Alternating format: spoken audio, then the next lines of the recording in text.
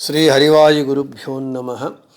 ओं वंदे विष्णुं नमामि श्रियमथ च भुवं ब्रह्मवायु च वंदे गायत्रीं भारतीं तामपि गरुडमनन्तं भजे रुद्रदेवं देवीं वंदे सुपर्णीमहिपतिदयितां वारुणीमप्युमां ताम् इन्द्रादीन् काममुख्यानपि सकलसुरान् तद्गुरून्मद्गुरूंश्च अभ्रमं भङ्गरहितं अजडं विमलं सदा आनन्दतीर्थमतुलं भजे तापत्रयापहं पूज्याय राघवेन्द्राय सत्यधर्मरताय च भजतां कल्पवृक्षाय नमतां कामधेनवे। पृथ्वीमण्डलमध्यस्थाः पूर्णबोधमतानुगाः वैष्णवाः विष्णुहृदयाः तान् नमस्ये गुरून् मम। आपादमौलिपर्यन्तं गुरूणामाकृतिं स्मरेत् तेन विघ्नाः प्रणश्यन्ति सिद्ध्यन्ति च मनोरथाः। श्री विद्यासागर माधव तीर्थगुरुभ्यो नमः। हरिः ओम्। श्री पूर्णबोध गुरुतीर्थपयोब्धिपारा कामारिमाक्ष विषमाक्ष शिरस्पृशन्ति पूर्वोत्तरामिततरङ्गचरत्सुहंसा देवालिसेवितपराङ्घ्रिपयोजलग्ना जीवेशभेदगुणपूर्तिजगत्सु सत्त्व नीचोच्चभावमुखनक्रगणैः समेता दुर्वाद्यजापतिगिलैर्गुरुराघवेन्द्र वाग्देवता सरिदमुं विमलीकरोतु। ఈ రెండు శ్లోకముల యొక్క అర్థాన్ని చెప్పుకుంటూ ఉన్నాము. ఈ రెండు శ్లోకములలో ఉన్నటువంటి విశేషణాలన్నీ గంగాపరంగా అర్థం చెప్పుకున్న తరువాత రాఘవేంద్ర స్వాముల వారి వాక్కు పరంగా చెప్పుకుంటూ ఉన్నాము. నిన్నటి రోజున శ్రీపూర్ణబోధ గురుతీర్థపయోబ్ధిపారా అనేటటువంటి ఈ పంక్తి యొక్క అర్థాన్ని కొన్ని అర్థాలను చెప్పటం జరిగింది. ఇదే పంక్తి యొక్క ఇంకా అనేక అర్థాలున్నాయి. వాటిలో కొన్ని అర్థాలను ఈరోజు చూద్దాం. నిన్నటి రోజున శ్రీపూర్ణబోధ గురుతీర్థపయోబ్ధిపారా అంటే వేదములు వ్యాఖ్యేయములు, వేదవ్యాసుల వారి చేత రచింపబడినటువంటి భారతము, అష్టాదశ పురాణములు, వ్యాఖ్యానములు, వేదవ్యాసుల వారి చేత రచింపబడినటువంటి అష్టాదశ పురాణములు, భారతమే ఎల్లగా ఉన్నటువంటిది రాఘవేంద్ర తీర్థుల వారి యొక్క వాణి అనేటటువంటి గంగా అని చెప్పటం జరిగింది. ఇక ఈరోజు వేదములకు పురాణములకు మధ్య విరోధం వచ్చినప్పుడు, పరస్పర విరోధము వచ్చినప్పుడు ఎలా పరిష్కరించుకోవాలి, దానికి పరిహారం ఏమిటి అనేటటువంటి ప్రశ్న వస్తే ఆ ప్రశ్నకు కూడా శ్రీపూర్ణబోధ గురుతీర్థ అనేటటువంటి పదమే మనకు సమాధానాన్ని ఇస్తూ ఉన్నది. శ్రీపూర్ణబోధ అంటే వేదవ్యాసుల వారు, భగవాన్ వేదవ్యాసుల వారు రచించినటువంటి, గురు అంటే తక్కువ అక్షరములతో, అల్పాక్షరములతో అనంతార్థ గర్భితమైనటువంటి, తీర్థ అంటే బ్రహ్మసూత్రములు. ఆ బ్రహ్మసూత్రములే రాఘవేంద్ర తీర్థుల వారి వాణికి ఎల్లగా ఉంటూ ఉన్నది అని చెప్తున్నారు. అంటే వేదములకు పురాణములకు విరోధం వచ్చింది. వేదము ఒకటి చెప్తూ ఉన్నది, పురాణములు తద్విరుద్ధంగా చెప్తూ ఉన్నది. అలా ఎప్పుడూ కాదు. ఎందుకంటే వేదములను విభాగించినటువంటిది వారు వేదవ్యాసుల వారు. ఆ వేదములకు వ్యాఖ్యాన రూపంగా వారే అష్టాదశ పురాణములను, భారతములను రచించారు. భారతం అంటూ పంచమ వేదము అని చెప్పబడుతూ ఉన్నది. వాటి మధ్య పురాణములు భారతము ఒకవైపు, వేదము ఒకవైపు, వీటి మధ్య పరస్పర భేదములు మనకు ఆపాతతః కనబడితే వాటి పరిష్కారము ఏమిటి అని అంటే దానికి సమాధానము కూడా శ్రీ పూర్ణబోధ గురుతీర్థ అని. అంటే వేదార్థ నిర్ణాయకంగా వేదవ్యాసుల వారు అల్పాక్షరములతో అనంతార్థాన్ని చెప్పేటటువంటి బ్రహ్మసూత్రములను రచించారు. బ్రహ్మసూత్రములు కొన్ని అక్షరాలు ఉంటాయి. ఓం అథాతో బ్రహ్మ జిజ్ఞాస, ఓం ఓం జన్మాద్యస్యేతః, ఓం ఓం శాస్త్రయోనిత్వాత్తోం అని. అంటే అల్పాక్షరములు ఉన్న అవి అనంతార్థాన్ని కలిగి ఉంటాయి. ఎలాగా మనకు ఫార్ములాస్ మ్యాథమెటిక్స్లో ఆల్జీబ్రాలో ఒక ఫార్ములా ఇచ్చి దాన్ని డీకోడ్ చేయమంటే దాన్ని డీకోడ్ చేయడానికి ఆ ఫార్ములాను కొన్ని పేజీలు మనకు అవసరమవుతుంది. అంటే అంత విషయము ఆ ఆల్జీబ్రా మ్యాథమెటిక్స్ ఫార్ములాలో ఉంటాయి, ఒక చిన్న ఫార్ములాలో ఉంటాయి. అదేవిధంగా వేదార్థ నిర్ణాయకంగా వేదవ్యాసుల వారు 564 బ్రహ్మసూత్రములను రచించారు. అటువంటి బ్రహ్మసూత్రములే రాఘవేంద్ర స్వాముల వారి వాణికి ఎల్లగా కలిగి ఉన్నాయి అని చెబుతూ ఉన్నారు. అంటే వేదములు, అష్టాదశ పురాణములు, భారతము వ్యాఖ్యేయమైతే బ్రహ్మసూత్రములు వ్యాఖ్యానములు. ఆ బ్రహ్మసూత్రములే మూలముగా ఎల్లగా కలిగినటువంటిది రాఘవేంద్ర తీర్థుల వారి వాణి అని చెప్తూ ఉన్నారు. ఇక ఈ బ్రహ్మసూత్రములకు అపవ్యాఖ్యానములు చేసి అది వేదార్థ నిర్ణాయకంగా రచించబడినటువంటి వేదములకు అపవ్యాఖ్యానములు చేసి వేదార్థమునకు విరుద్ధంగా వచ్చినప్పుడు, వేదార్థములు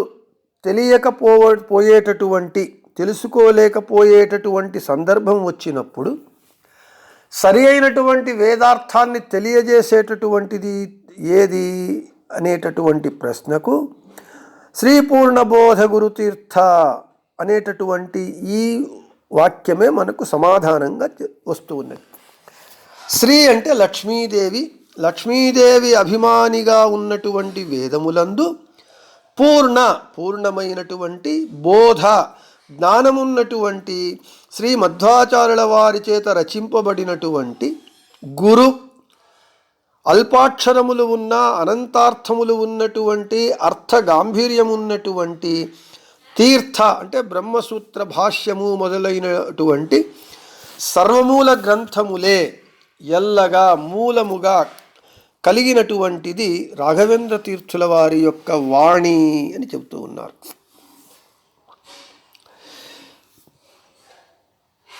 బ్రహ్మసూత్రములకు అపవ్యాఖ్యానములు వచ్చి వేదార్థములు తెలియక పోయేటటువంటి సందర్భం ఏర్పడినప్పుడు వేదార్థములను ఎలా తెలుసుకోవాలి అనంటే శ్రీ పూర్ణబోధ గురుతీర్థ పయోబ్ధిపార అనేటటువంటి వాక్యమే మనకు సమాధానం ఇస్తూ ఉన్నది.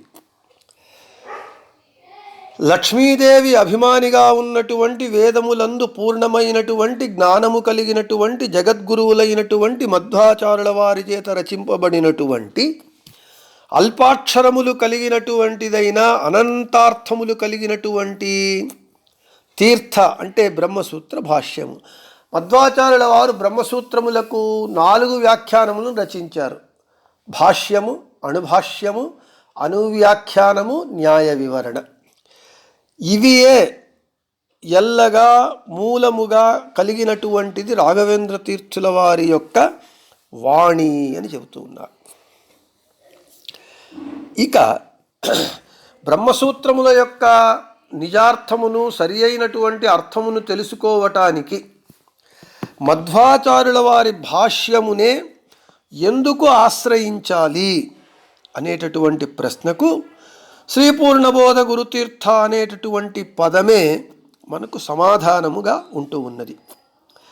శ్రీ పూర్ణబోధ అంటే వేదవ్యాసులే గురువులుగా ఉన్నటువంటి, గురువుగా కలిగినటువంటి మధ్వాచార్యుల తీర్థ అంటే శాస్త్రమే శ్రీ గురు రాఘవేంద్ర తీర్థుల వాణికి మూలముగా ఉంటూ ఉన్నది చెప్తూ ఉన్నారు. అంటే బ్రహ్మసూత్రముల యొక్క సరి అయినటువంటి అర్థాన్ని మనము తెలుసుకోవాలి అని అంటే మధ్వాచార్యుల వారి చేత రచింపబడినటువంటి బ్రహ్మసూత్ర భాష్యము, అణుభాష్యము, అనువ్యాఖ్యానము, న్యాయ వివరణలనే ఆశ్రయించాలి. అవే మూలముగా ఎల్లగా కలిగినటువంటిది రాఘవేంద్ర తీర్థుల వారి యొక్క వాణి అని చెబుతున్నారు. శ్రీ పూర్ణబోధ గురు తీర్థపయోబ్ధి పారా అనేదానికి ఇంకా అనేక అర్థాలను చెబుతూ ఉన్నారు వ్యాఖ్యానకర్తలు. రాఘవేంద్ర స్వాముల వారి వాణి ఇంకా జయతీర్థుల వారి గ్రంథములకు, శ్రీపాదరాజ తీర్థుల, వ్యాసరాజ తీర్థుల, వాదిరాజ తీర్థుల, వారి గురువులైనటువంటి శ్రీ సుధీంద్ర తీర్థుల, వీరి అన్ని గ్రంథముల యొక్క వారి గ్రంథములే మూలముగా కలిగినటువంటిది. అంటే రాఘవేంద్ర తీర్థుల వారు సుధీంద్ర తీర్థులు మొదలుకొని మధ్వాచార్యుల వరకు, వేదవ్యాసుల వరకు వారి అన్ని గ్రంథములలో ఉన్నటువంటి విషయములనే, వాటి గ్రంథములనే మూలముగా చేసుకొని రాఘవేంద్ర తీర్థుల వారి గ్రంథములు ఉంటూ ఉన్నాయి, వారి వాణి ఉంటూ ఉన్నది. ఎందుకంటే వారి వాణి వీటినే ఆశ్రయిస్తూ ఉన్నాయి. వాళ్ళ గురువులు మొదలుకొని వేదవ్యాసుల వారి వరకు ఉన్నటువంటి వారు రచించినటువంటి గ్రంథములనే మూలంగా కలిగి వాటిని ఆశ్రయించుకొని ఉన్నటువంటిది శ్రీ రాఘవేంద్ర తీర్థుల వారి వాణి. రాఘవేంద్ర తీర్థుల వారి వాణికి, వారి పట్ల సరస్వతీదేవి ఎంతటి అనుగ్రహాన్ని వారి మీద కలిగించింది, వారి మీద అనుగ్రహాన్ని పెట్టింది అనేటటువంటి విషయాన్ని మనకు ఈ రాఘవేంద్ర విజయ కావ్యంలో మనకు నారాయణాచార్యుల వారు అంటే రాఘవేంద్ర స్వాముల వారి పూర్వాశ్రమపు మేనల్లుడు చెబుతూ ఉన్నారు. శ్రీ రాఘవేంద్ర రత్నానాం రసనారంగ నర్తకి శబ్దాంబుది శరజ్యోత్స్న శరణం మమ శారద అని చెబుతూ ఉన్నారు. అంటే రాఘవేంద్ర స్వాముల వారి యొక్క వాణి ఎంత అద్భుతమైనటువంటిది అంటే, రాఘవేంద్ర తీర్థుల వారి యొక్క వాణి అంటే వారి గ్రంథములు, వారి మాటలు, సుధీంద్ర తీర్థుల మొదలుకొని మధ్వాచార్యులు, వేదవ్యాసుల వారి గ్రంథములనే ఆశ్రయించి అవే మూలముగా ఉండి అవే ఎల్లగా ఉన్నటువంటిది అని చెబుతూ, ఇక్కడ రాఘవేంద్ర స్వాముల వారి నాలుక అనేటటువంటి వేదిక మీద సరస్వతీదేవి నర్తిస్తుందట. శ్రీ రాఘవేంద్ర రత్నానాం రసనారంగ నర్తకి అంటే సరస్వతీదేవి విద్యాభిమాని దేవత అయినటువంటి సరస్వతీదేవి రాఘవేంద్ర స్వాముల వారి నాలుక అనేటటువంటి వేదిక మీద ఆమె నర్తిస్తున్నది అనంటే కావ్య లక్షణ రీత్యా చెప్తే, అంటే విద్యాభిమాని దేవత అయినటువంటి సరస్వతీదేవి అర్థాత్ భారతీదేవి రాఘవేంద్ర స్వాముల వారిని ఎంత విశేషంగా అనుగ్రహించినది, ఆమె నాలుక మీద నర్తిస్తున్నది అని అంటే, రాఘవేంద్ర స్వాముల వారు జీవోత్తములైనటువంటి వాయుదేవుల పత్ని అయినటువంటి వాగ్దేవి అయినటువంటి భారతీదేవి యొక్క అనుగ్రహానికి ఎంత పాత్రులయ్యారు అనేటటువంటి విషయం మనకు శ్రీ పూర్ణబోధ గురు తీర్థపయోబ్ధిపారా అనేటటువంటి విశేషణము చెబుతూ ఉన్నది. ఎందుకయ్యా రాఘవేంద్ర స్వాముల వారి మీద జీవోత్తములైనటువంటి వాయుదేవులకు వారి పత్ని అయినటువంటి భారతీదేవికి అంత విశేష అనుగ్రహము కలిగి ఉన్నారు అని అంటే, రాఘవేంద్ర స్వాముల వారు వాయునాథ సమావిష్ట ప్రహ్లాదో నిత్యభక్తిమాన్, వాయుదేవుల విశేషమైనటువంటి ఆవేశాన్ని కలిగినటువంటి ప్రహ్లాదుల వారి యొక్క అవతారమే రాఘవేంద్ర స్వాముల వారు. మొదటి అవతారము శంకుకర్ణుడు అనేటటువంటి కర్మజ దేవత, అతను బ్రహ్మశాపవశాత్తు ప్రహ్లాదుడిగా, ఆ తరువాత ద్వాపర యుగంలో బాహ్లీకరాజుగా, కలియుగంలో మొదటిసారి వ్యాసరాజ తీర్థులుగా, తరువాత రాఘవేంద్ర స్వాముల వారిగా అవతరించారు. కాబట్టి ఇంకా ఈ విషయాన్ని సందర్భానుసారంగా విస్తారంగా వివరించటం జరుగుతుంది ముందు పాఠంలో. ప్రస్తుతానికి వాయుదేవుల ఆవేశము విశేషంగా ఉన్నటువంటి ప్రహ్లాదుల వారి అవతారమగుట చేత రాఘవేంద్ర స్వాముల వారి యందు వారిపైన జీవోత్తములైనటువంటి వాయుదేవుల అనుగ్రహము, వారి పత్ని అయినటువంటి భారతీదేవి యొక్క అనుగ్రహము విశేషంగా ఉంటూ ఉన్నది అనేటటువంటి విషయము శ్రీ పూర్ణబోధ గురు తీర్థపయోబ్ధిపారా అనేటటువంటి విశేషణము తెలియజేస్తూ ఉన్నది.